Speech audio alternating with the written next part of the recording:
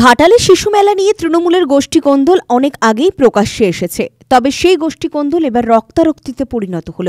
রবিবার বিকেলে পশ্চিম মেদিনীপুর জেলার অন্তর্গত ঘাটাল অরবিন্দ স্টেডিয়ামে ঘাটাল শিশু মেলা নিয়ে একটি মিটিংয়ের আয়োজন করা হয়। মিটিংয়ে উপস্থিত হওয়ার কথা ঘাটালের সাংসদ দেবের। সাংসদে আসার আগেই তাঁর অনুগামীরা ভিড় জমান স্টেডিয়ামে। অন্যদিকে ঘাটালের প্রাক্তন বিধায়ক শঙ্কর দলের অনুগামীরাও আসতে শুরু করে।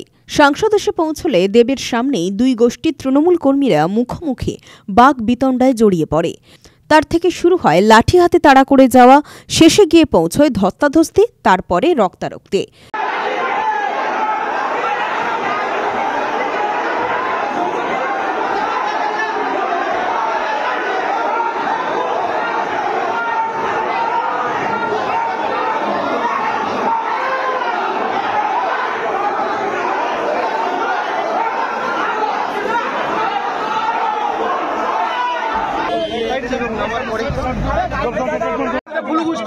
কি দিয়ে মারলো দাদা? কেন মারপিট হল কেন? আজকে মিটিং হওয়ার কাছে শিশু মেলার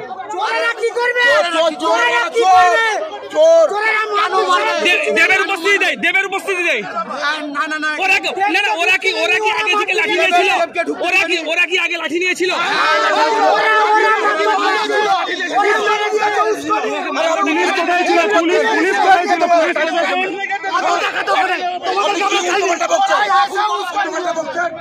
সংসদের সামনেই চলে কিল, ঘুষি এবং চর।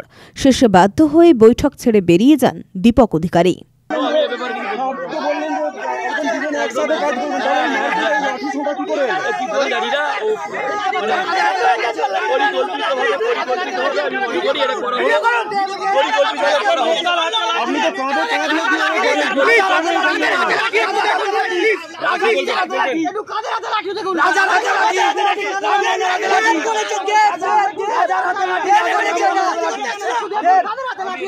ভাবতে পারিনি এই মিটিংয়ে কেউ লাঠি গাড়িয়ে করে আসবে, এটা ভাবতে পারিনি।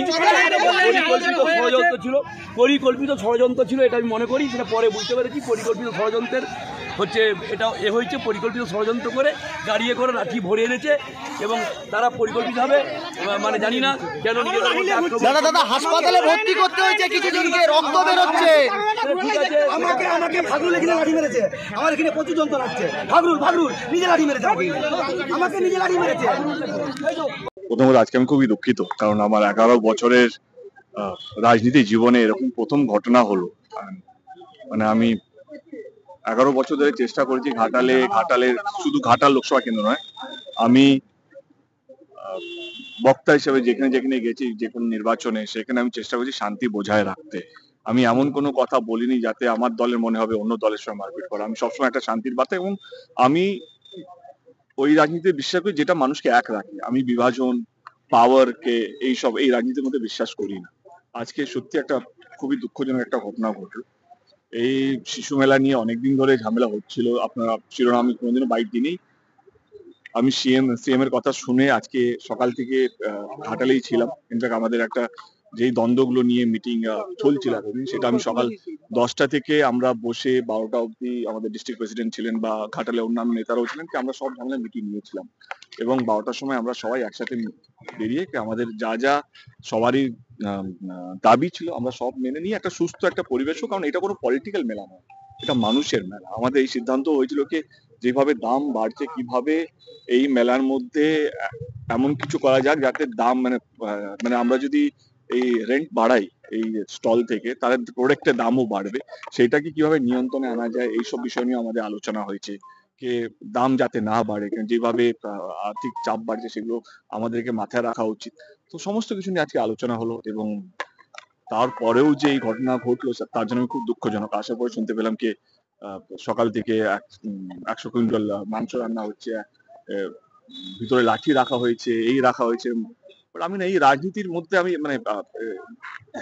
আমার আবার রাজনীতিতে দাঁড়ানোর একটাই কারণ ছিল, ঘাটালের মানুষের যে স্বাধীনতার পর থেকে যে দাবিটা ছিল ঘাটাল মাস্টার প্ল্যান, সেটার জন্যই আবার রাজনীতিতে আসা। এবং আমি চেষ্টা করছি যতদিন বাঁচবো, যতদিন রাজনীতির মধ্যে থাকবো, মানুষকে এক করে রাখবো। যে মারছে, যে মার খাচ্ছে, সে সব আমারই। মানে এইটা শুধু এই নয় যে টিএমসি লোকেরা যারা ভোট দিয়েছে তারা শুধু আমার নয়, জনপ্রতিনিধি কাজ হচ্ছে এই লোকসভা কেন্দ্রে প্রত্যেকটা মানুষ আমার, যে যাকে ইচ্ছা ভোট দিক না কেন। আজকে আবার মানে আমার তোমরাও শখ, মানে তোমরা আমার সঙ্গে 11 বছর ধরে, অনেকেই আছে যারা আমার সঙ্গে 11 বছর ধরে আছে, তারাও এই রূপটা দেখে তোমরাও শখেন। ঘাটালে এই রূপটা নয়, আজকে খুব খারাপ একটা বার্তা যাচ্ছে যে ঘাটালে রাজনীতির চরিত্র এটা না। ঘাটালের রাজনীতির চরিত্র একদমই এটা নয়। ঘাটাল এখনো শান্তিপ্রিয় একটা জায়গা। আজকের ইনসিডেন্টটা দুঃখজনক একটা ইনসিডেন্ট। আমি বিশ্বাস করি যে আমরা এটা রিকভার করব এবং শান্তি বজায় রাখবো, এবং আমার মনে হয় যে এই শান্তি বজায় রাখার জন্য আমার যা যা করণীয় এবং আমার যাকে যাকে বলা আমি বলেছি, এবং আমি কারোর সঙ্গে রাগ অভিমান নেই। আমি এটুকু বলবো যে ক্ষমতা মানে এটা নয় যে তুমি কতগুলো মানুষকে মারলে, কতগুলো মানুষকে আলাদা করলে। ক্ষমতা মানে কতগুলো মানুষকে তুমি এক রাখতে পারলে। তোমার ক্ষমতা ছিল মানুষকে আলাদা করে রক্ত বার করা, কিন্তু সেটা না করে মানুষকে এক রাখতে পারলে, এটাই হচ্ছে ক্ষমতা। আমি সেই ক্ষমতার মধ্যে বিশ্বাস করি। পুলক বেরার রিপোর্ট, খবর BCBS।